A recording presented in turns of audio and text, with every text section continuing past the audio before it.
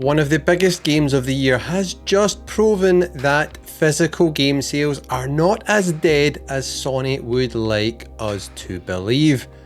We need to chat about this. As ever, I was having my coffee reading the gaming news as you do on a glorious Friday afternoon, and I saw this story from Level Up which just jumped out to me, and I thought, this is really interesting, and I'll tell you later on why I also found it really interesting. So the article starts by framing this that PlayStation and Take-Two, who are publishing GTA 6, as you probably all know, have came out and have said, yep, we're in favour of this, get rid of physical media, people don't want it anymore, everyone's buying digital, and obviously it makes them even more money. We are the ones who lose out. However, it is a mistake to think that all games perform the same way commercially in every market. These differences have become a source of debate, and recently data was revealed about one of the most popular games of the year, Resident Evil Requiem. So in every market they mean locations, so you've got like US, UK, Europe, Japan. So we can dive into this here, which is super interesting. According to data from Ampere analysis shared by journalist Christopher Dring, sales of Resident Evil Requiem show the differences in consumption patterns in different markets. Capcom's game serves as an example, given that it is one of the most successful games of the year, and also because the Japanese company recently stated that the decline and eventual disappearance of the physical format will not affect them, since 90% of their sales are digital. And I just want to interject a little bit here, because I also read something else the other day which blew my mind. You know how the Nintendo Switch 2 has physical games which are fully on the cart, but then they also have game key cartridges, which are just like little physical cartridges basically. You put them in the Switch and then it downloads the game, so they're kind of like a game download token in a physical form. They're sold in a shop, or you buy it physically, you know, from Amazon or Best Buy or whoever online, and they'll ship it to your house. So it's a physical case and a physical cartridge, and then it downloads the game to your Switch. Do you know that Capcom tracks every sale of a physical game key cartridge as a digital sale? So they class all their sales as digital. How's that not skewing the numbers? Digital to me is that you buy it from the Nintendo or the PlayStation Store directly and it downloads to your device. I don't think game keycards fall into this, so that's why this news is even more interesting. The story goes on and it says, in this regard, the data reveals the following sales proportions of physical and digital copies of Resident Evil Requiem in the United States: 22% physical and 78% digital. Come on, United States, those are rookie numbers. Get off your ass, you need to pump those numbers up. France, 55% physical and 45% digital. Awesome. Je m'appelle Murray.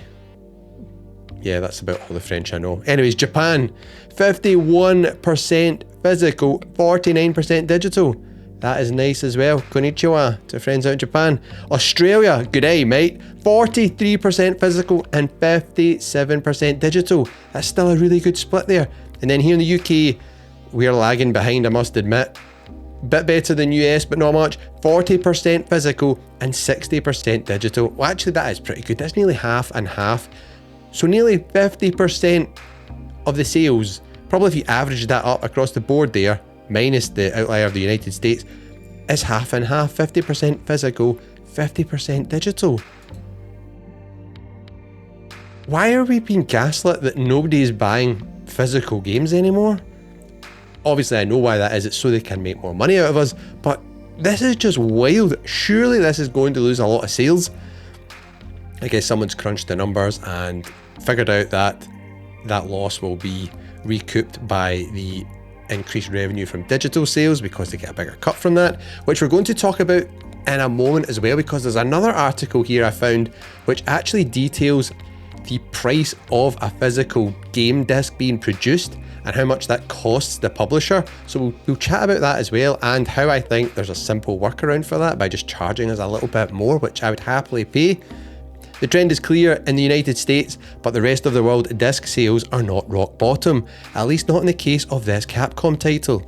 I bet there's a lot more that are like this, and just hit my microphone there, sorry if I deafened any of you. The thing that bugs me about this one, and I want you to all answer in the chat if you tried to buy Resident Evil 9 Requiem physically, or the other one for me was Pragmata, which is another Capcom game, funnily enough. They were really difficult to track down a physical copy for. Like, it's as if the physical print run has been throttled, so there's not as many of them. Unless you pre-ordered it way in advance and got your order in, then you'd maybe get one on launch day. For Pragmata, I had to go to a couple of stores before I picked it up. I eventually found it in, I think, like Argos or something like that. And then did I get that on launch day? I can't even remember. I got it anyways pretty soon. And then Resident Evil 9 Requiem, I got that a couple of weeks later. It was sold out everywhere, even huge retailers like Amazon. It was gone. So then that leads me to believe, so let's say I was a super Resident Evil fan and I was so into it and I didn't get my pre-order in for whatever reason, but I wanted to get a physical copy and then it sold out. You better believe that that would push a lot of players to just buy it digitally because they don't want to miss out or don't want to see spoilers, or they want to talk about it with their friends, because that's part of the buzz, I think, when a game launches, is you get it and you play it in that kind of opening week or so. If you're really excited for it. If not, definitely wait and try and get a game a bit cheaper on sale. But taking part in that hype is part of the fun. Chatting to your friends about it, like, oh, I played this bit, it was super scary, and oh, it's a great story, great graphics, whatever. A lot of people, I think, would jump on the digital bandwagon just to get the game, because as we know, digital games never run out. They are not a finite resource, they're infinite, which is also kind of mad when it comes to like pre-ordering a lot of games and stuff like that with digital. You're like, digital just, it doesn't run out, you'll be cool, it'll be there. So unless there's a pre-order price or whatever, Anyways, I'm rambling now, but this was from Christopher Dring. Super interesting. I want to know what you think about it. And then it goes on to say the demand for physical games exist, but there are companies that want to make the leap to digital. No surprise there. Recent research revealed that the used video game market is currently valued at 7.2 billion and has grown significantly in years. So you better believe Sony and co look at this market and go, we would like to have all of that, please. That will be no more for newer games anyway, or games going forward after January 2028.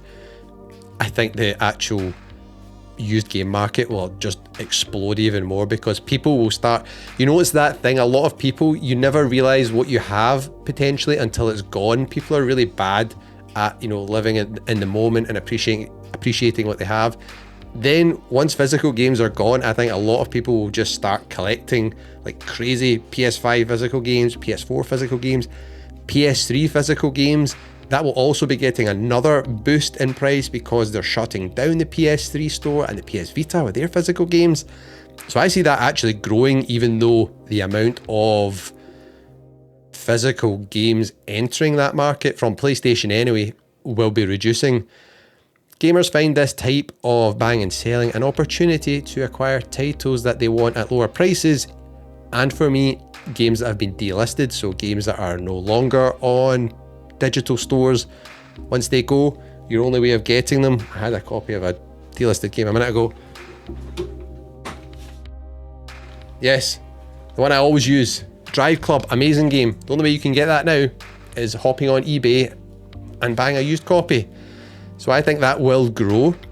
And then it leads on to the next story, which is super interesting to me, which is about the price of physical games. And it's an investigation by Stephen Totillo, revealed details about the ordering and manufacturing process of physical copies of PS5 and Xbox Series X games, which to me just makes this an even simpler fix. And we're going to jump down a little bit here because I don't want this video to ramble on forever. So Stephen of GameFile published an investigation into the manufacturing processes, as I've just said. These are expected to be the last consoles from Sony and Microsoft with native support for physical games. How bad does that sound?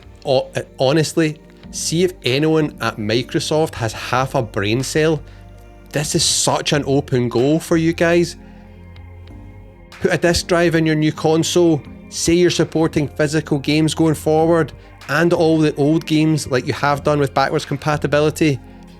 That would be a huge win to get back at Sony for when you fumbled the bag with the Xbox One launch and they trolled you with their trailers. You know, this is how you share a game on PlayStation. You just hand it over to your friend and you're good to go. You should do that exact same advert. Asha Sharma, you should be recording that advert right now with someone at Xbox or an Xbox fan or even a PlayStation fan. Hell, phone me up, fly me over to Washington, I'll film that advert for you. We need competition in the marketplace. This is why Sony can do stuff like this. They're very complacent. They're not worried about any of their competition. So this then went on and said employees cannot reveal information about the manufacturing process of physical copies for PS5 and Xbox, as the process is considered a trade secret. How random is that? Why? Surely that would be... That to me, if it's a trade secret, it's because it benefits the companies, not us.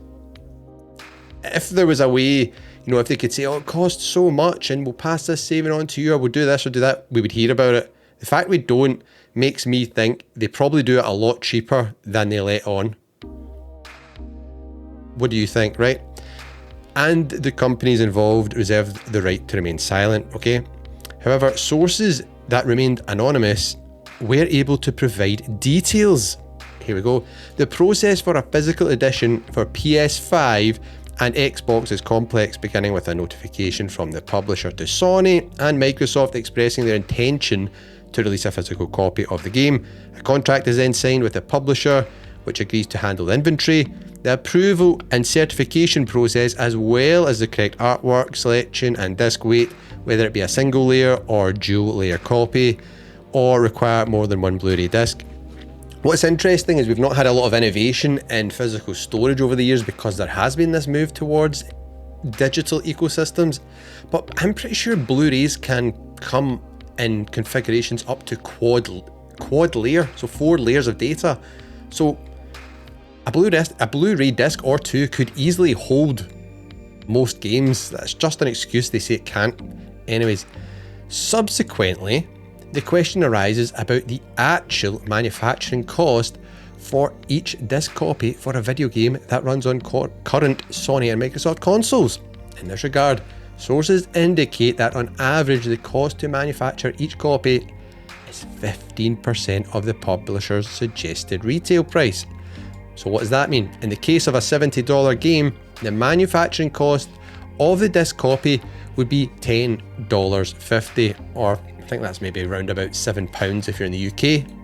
Recently, Bloomberg journalist Jason Schreier calculated the distribution of revenue from the sale of a physical copy and concluded that the main objective of the platform owners and publishers is to eliminate record manufacturers and retail stores in order to increase revenue and profit margin.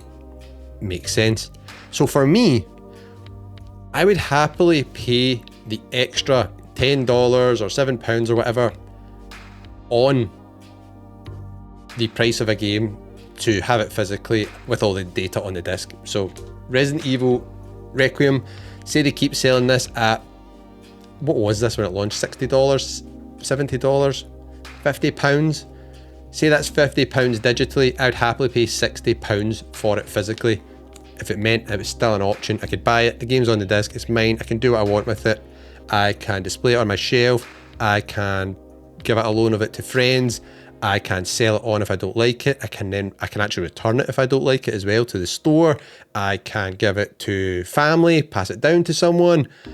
So many options that with digital, it's just gone. It's a one-time use rental license we basically get, which they can revoke at any time. So I found all this very, very interesting, and it got me wondering, after this Resident Evil news, is there more games that actually show a split closer to that? I kind of thought that the real world would be closer to 50-50 for a lot of big games, when it's like for like. Obviously, there's a ton of games which are digital only, so that skews the numbers. There's been stuff about them taking into account DLC, microtransactions, especially when they don't say they're not measuring units sold like for like, they will look at revenue. So obviously the revenue from digital is going to way outweigh physical when you're just buying this, but then if you buy it digitally, it's a higher revenue share for Sony because there's not the distribution piece, which we just spoke about, and the physical manufacturing. And then if you buy any DLCs, say there's like microtransactions and stuff in your game, all that comes through the store as well. So it's an interesting position we're in. I really am not sure how all this is going to pan out, but I think it shows that physical games are definitely valued by a lot of people. They're valued by me. Are they valued by you? Would you like to keep physical games about? I know I definitely would, and I kind of hope that common sense prevails here and maybe something does change. But do we see Sony changing their tune? The only thing I think that would make them change their tune is if, what I was explaining earlier, Microsoft came out all guns blazing and then PlayStation actually went, oh, we could maybe have some competition here.